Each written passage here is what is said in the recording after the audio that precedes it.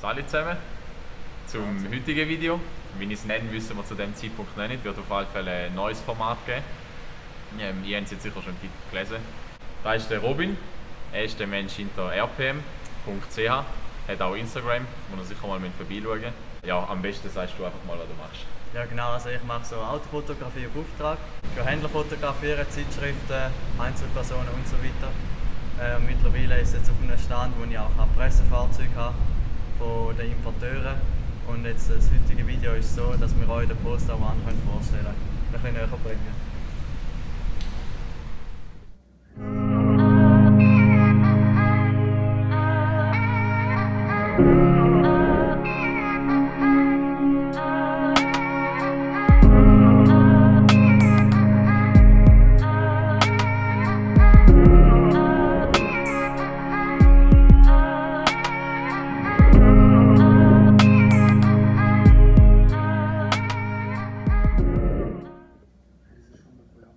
Ja, noch kurz vorab zu Polestar selber.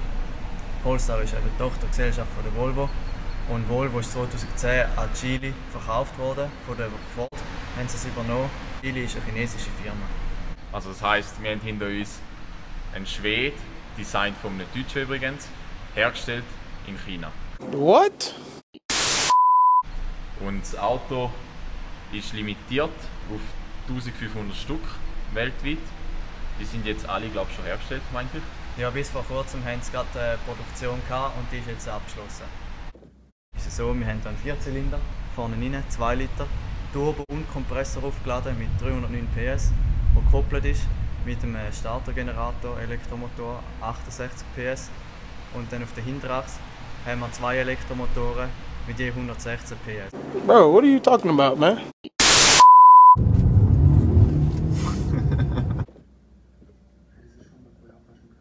Können wir herkommen, wir haben hier 21 Zoller mit Bereifung 275 30 21, also 21 Zoll Felgen, vorne und hinten. Hinten haben wir sogar 295 30 21. Die Bremsen sehe ich noch. Das sind die gleichen Bremsen, also nein natürlich nicht, aber die gleichen Hersteller von Bremsen wie beim 370Z, und zwar sind es Akabeno Bremsen. Also sind sicher top. Wie gesagt, Carbon-Karosserie, Carbon Fiber. wo über das ganze Fahrzeug verteilt ist, abgesehen von ein paar wenigen Teilen, wie jetzt zum Beispiel Fahrer- und Beifahrertüren. Aber Nicht anders. das Auto hat gleich Leergewicht knapp 2,4 Tonnen und das merkst du beim Fahren. Und wir haben gerade festgestellt, dass das ab Werk eigentlich nicht schlecht ist, fitmenttechnisch, was natürlich uns wieder ein bisschen mehr interessiert. Wenn ihr das seht, für ein Auto ab Werk könnte man schon meinen, dass irgendjemand mal die Standscheibe reingeklopft hat, so rein optisch. Also da frage ich mich jetzt noch, wieso das der Hersteller machen machen oder macht. Aber da so eine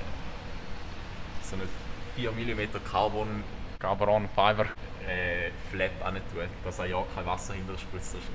Ja, hauptsächlich Carbon, oder? Ja, hauptsächlich ist es Carbon, ja. Was meinst du, wie viel Santi haben muss?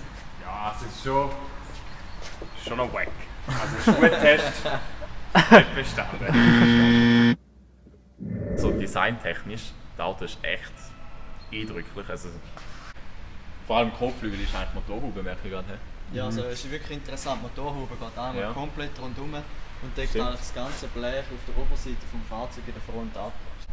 Auch wieder Carbon Fiber rundherum. Ja, Türgriff versenkt, zum Luftwiderstand sparen. Kann hier eindrücken, poppt er raus, kannst dran ziehen und die Tür geht auf. So.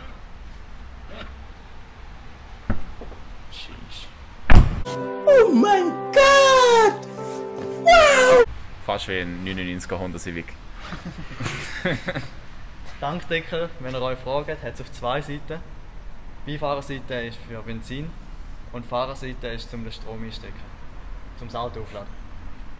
Spoiler fährt eigentlich nur auf der Autobahn aus, siehst aber vom Rückspiegel nicht. Zum Glück auch, weil ich finde ihn nicht so schön. Jetzt so kannst du ihn gar nicht im Stand. Nein. Zum Show-Offen, wie Nein. viele das mit einem Porsche machen. Porsche Cayman S, Jungs! Jawohl, ja! Oder Jaguar Rev-Type, Ja. Kompanie, so all das Zeug. Kannst gar nicht. No Flex Zone. Kein Auch Flexer, Heckler auch, also Also das ganze Heck eigentlich ist recht.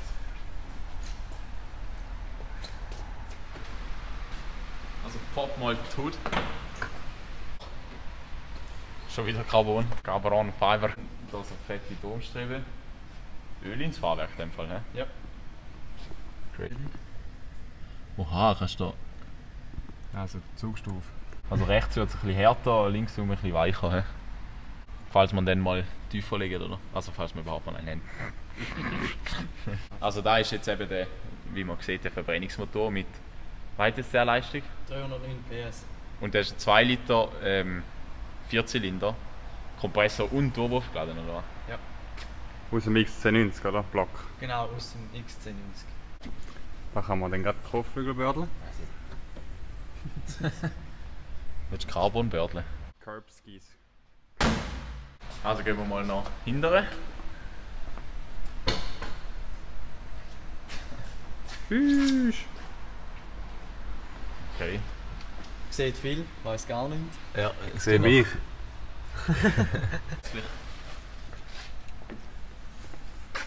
Sieht das wie ein Gutzli. Ja. Ja, da ist der Schlüssel. Ich finde es sehr schön. Ich finde ihn okay. Okay. Aber zu so einem teuren Auto, naja. Also für den Preis hätte ich jetzt schon was anderes erwartet eigentlich. Ja, Preis, wir bewegen uns Ah ja, voll. Sag mal. zwischen 150 und 200'000 Franken. Also auf Mobile sind 2 ausgeschrieben. Einmal mit 5'000 Kilometer für 159'000 Euro und einmal mit 3'000 Kilometer für 139'000 Euro. Also eine Stange Geld. Wenn du es vorig hast, dann kaufst du vielleicht auch etwas anderes, nehme ich mal an. Ja, vielleicht auch für ein paar Leute Wertanlage.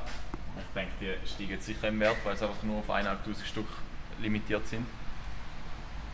Die Zündung kannst du eigentlich mit dem lustigen Knob drehen. Und dann startet eigentlich das ganze System auf. Und verschiedene andere Funktionen, eben ESC ausschalten, Parkassistenten etc. Kamera 360 Grad View. Ist aber so, das war relativ eine frühe Entwicklung von dem Ganzen. Es sieht noch ein bisschen strange aus, es verzieht alles ganz extrem und zum Teil nicht gewisse Winkel erkennen sie überhaupt nicht, was dort ist und ist einfach wie so eine Wolke. Also ein riesiges Schmier. Das ist einfach oben, oder was? Ja, genau. Das so aussieht, das hättest du oben 3 Kamera, oder?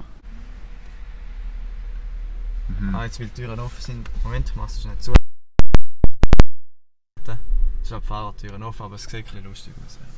Das funktioniert natürlich so, es hat einen durchsichtigen Stab nach oben, 3 Meter Höhe. Unsichtbar, Und ja. sich- Der will mich verarschen, Alter. Also recht eindrücklich, wenn du da sitzt. Oder so das schönste Detail ist so gefühlt da. Also da der, weißt du, der Drive-Mode. Genau, da kannst du draufdrücken. Da kommst du im Menü Ah, eigentlich ja. eine Auswahl über verschiedene Möglichkeiten. Und auch da der Schaltknüppel.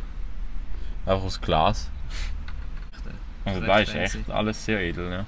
Und apropos Nachtfahren, hast du oben dran eigentlich dann noch den Polestar, was man jetzt sieht, ganz minim, der tut es eigentlich da raufbeamen. So. Und bei den Türen hast du eigentlich dann Ambientebeleuchtung hier oben durch. Komplett hinten eigentlich an den Chromspangen entlang. Boah. Und zwischen den Sitzen siehst du es ein bisschen jetzt noch leuchten sogar. Ja. Geht es eigentlich so rundum und man fühlt sich wirklich wie so in einem Raumschiff und es hat echt so ein bisschen Concept Car Design. Da ist echt krass da hinten. Vom Design her. Also du kannst nie Da ist einfach irgendjemand- gar kein Platz. Ja. Also da, Du bist nie jemanden- Beifreiheit. Ja, also meine Hand geht gerade so rein. Hände können wir mitnehmen, das ist gut. Also wegen Verbrauch. Wie funktioniert das da? Es ist so, ich bin 700 Kilometer gerade durch die Schweiz gefahren mit der Freundin, Ausflüge und so weiter. Und jetzt kannst du raten, auf 100 Kilometer, was ich für einen Durchschnittsverbrauch hatte. Mathematik immer, Mathematik, überall Mathematik, ey. 3-4 Liter. Das waren 2,5 Liter, gewesen. Nicht einmal 2,4 Liter auf 100 Kilometer Verbrauch. Und das ist natürlich schon hure geil. Für ein 2,5 Tonnen Auto. Ja. Das ist halt schon recht fett. Also der Verbrauch plus 10 Liter sind also etwa bei den Z-Verbrauchen.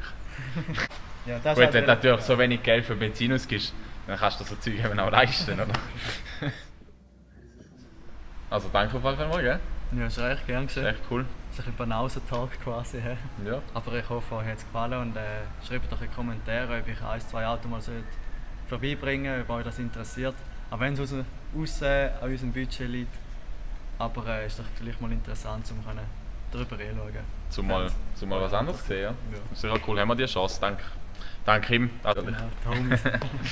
ja, können wir sagen, Porn ab. Ah, nein, wir haben etwas vergessen. Das Auto hat 1000 Newtonmeter Drehmoment, die müssen wir jetzt noch spüren gehen, natürlich. Und danach gibt es den Porn. Also gehen wir fahren. Also die ersten Meter jetzt gerade gefahren. Momentan sind wir noch in der Stadt da, noch nicht Gas geben. Ja, also man hört eigentlich gar nichts vom Motor. Also fast nicht. Also es ist recht leislich, es ist ein modernes Auto. Nicht so wie beim Civic, da versteht man mich auch eh noch, denke ich mal. Aber es fährt sich mega ruhig. Wir fahren jetzt mit Verbrenner auch.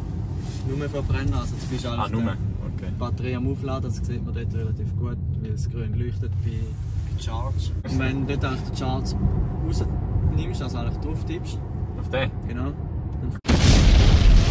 Oh, fuck. Das ist nicht falsch. Das kann man nicht rein tun. So. genau, jetzt tut er eigentlich wechseln, jetzt bist du eigentlich im Hybridmodus normal und jetzt fahrst du Elektro, jetzt hat er gerade abgestellt. Ja. Also jetzt könnte ich ihm voll geben. Jetzt ist er scharf.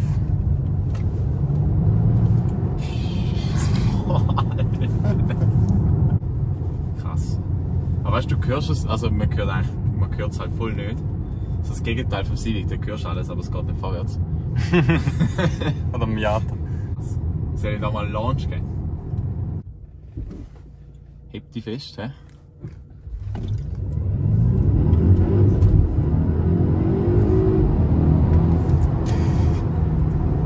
Krass. Wheelspin gehabt. Ja, am Anfang Ja, kurz, schon viel Schlupf, ja. Krass, für Allrad Hinten hast du Wheelspin. gehört, also E-Motoren. Ne? Ja, Also läuft. irgendwie ist es noch komisch halt wegen Hybrid, du hörst ihn wie schalten. Aber, du Aber hast es halt- ist wie ein du hast halt Elektro wirklich- irgendwie auch, Ja, wenn ja. du Gas gibst. Ja, ja. Ja, aufs Elektro. Da ist sie zum Polestar. Und jetzt machen wir es nochmal. Jetzt Porn ab. We need a beat.